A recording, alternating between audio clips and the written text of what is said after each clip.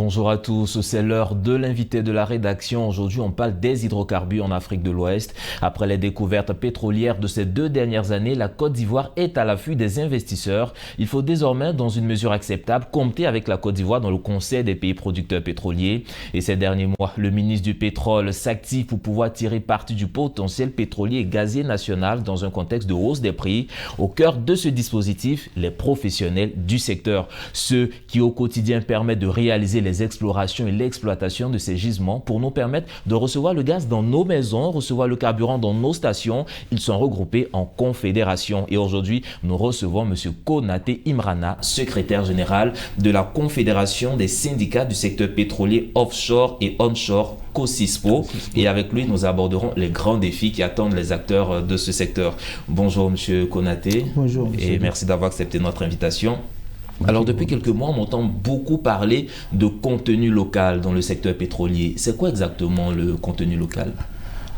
Il faut dire que le concept de contenu local est apparu dans les années 70 en Grande-Bretagne.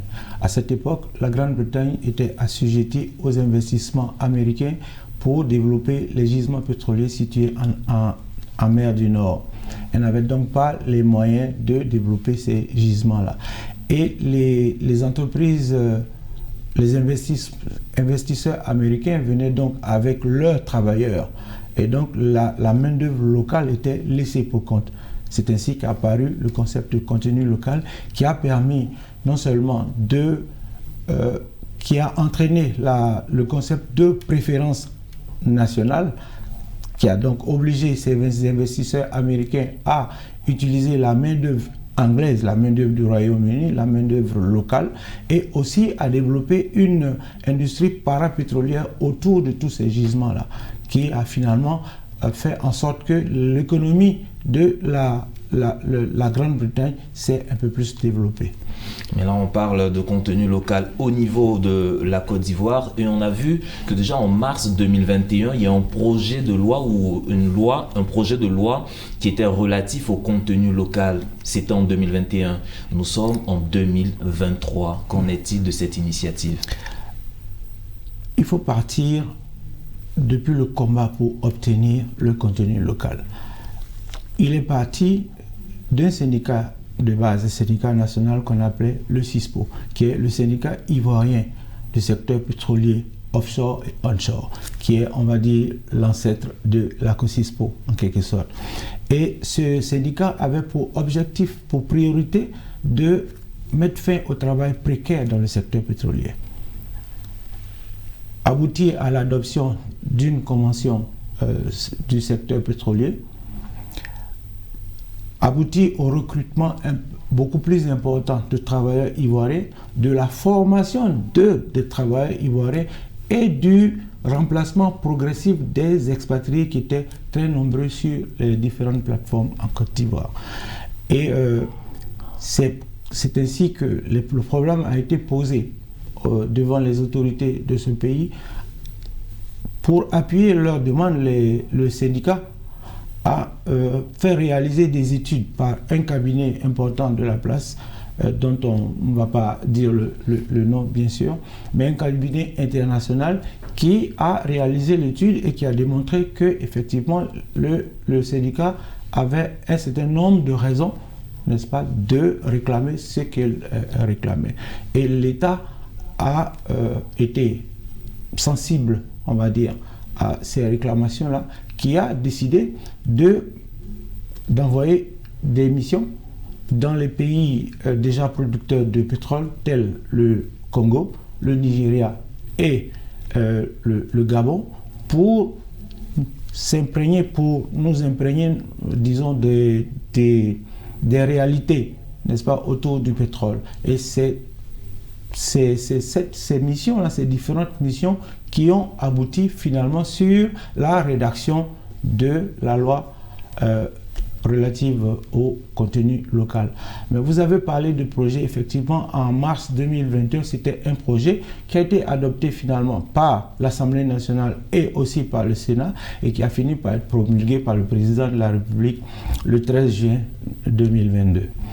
Alors, est-ce que cette loi, donc, elle est effective, elle est applicable sur le terrain, elle est appliquée sur le terrain? la loi n'est pas encore applicable sur le terrain parce qu'elle est tributaire, n'est-ce pas, du décret d'application qui, lui, n'est pas encore adopté. Donc, nous attendons tous l'adoption de cette loi, de ce décret, pour voir les premiers, on va dire, les premiers résultats de la loi relative au contenu local. Et justement, ces résultats, qu'est-ce que vous attendez de cette loi, ou qu'est-ce que cette loi va apporter concrètement au niveau du secteur pétrolier, pour l'État, pour les acteurs même, les populations? Comme je l'avais déjà dit, en parlant du concept, c'est-à-dire, déjà, il va y avoir beaucoup plus de travailleurs ivoiriens, n'est-ce pas, sur les plateformes, qui vont être de mieux en mieux formés pour, à terme, obtenir un secteur pétrolier totalement ivoirien. Et ça sera du pain béni pour l'organisation syndicale que je représente. Mais autour du secteur pétrolier, autour du secteur, il y a toutes les entreprises qui vont se créer, qui n'avaient pas la possibilité d'intégrer le secteur.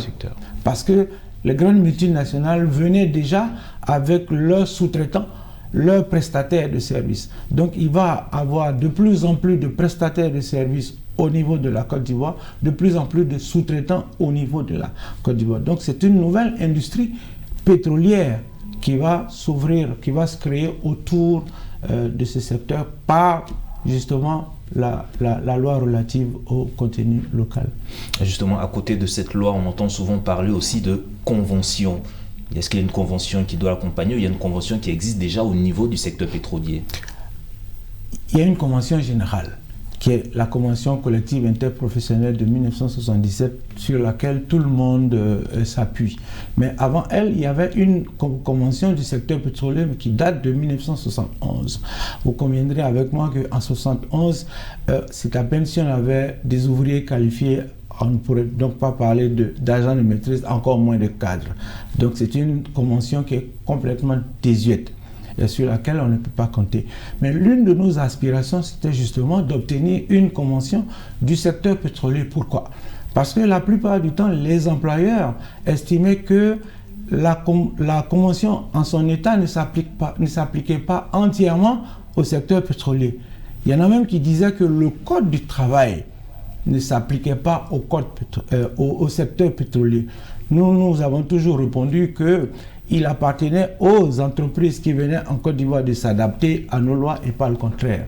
Et donc pour rompre, on va dire, avec les discussions stériles, il était important pour nous d'obtenir une convention qui allait encadrer notre secteur. Et la convention a été rédigée. Elle a été élaborée, elle a été mise à la disposition des employeurs et aussi des organisations syndicales. Il ne reste plus qu'un atelier ou un séminaire pour l'adoption de cette convention-là, qui j'espère ne saura tarder. Et nous espérons ne saura tarder. On voit que beaucoup de choses sont déjà faites au niveau de la COSISPO, qui est quand même la fêtière en tout cas au niveau de ce secteur. Quelles sont vos ambitions, vos perspectives à moyen et long terme? Je vais même dire à très court terme, nous allons souhaiter que le décret, n'est-ce pas, d'application de la loi relative au contenu local soit adopté, parce que sans elle, la loi est sans arme, on va dire, et donc elle n'est pas applicable.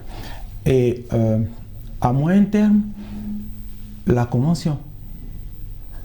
Et à long terme, nous souhaitons que le secteur soit régulé de telle sorte qu'il n'y ait plus on va dire, parce que d'une manière générale, pour obtenir quelque chose dans ce secteur, il faut faire du bruit. Donc nous allons faire de sorte qu'il n'y ait plus de bruit, qu'il y ait une sorte de trêve sociale. Mais la trêve sociale, elle passe par le dialogue social, absolument.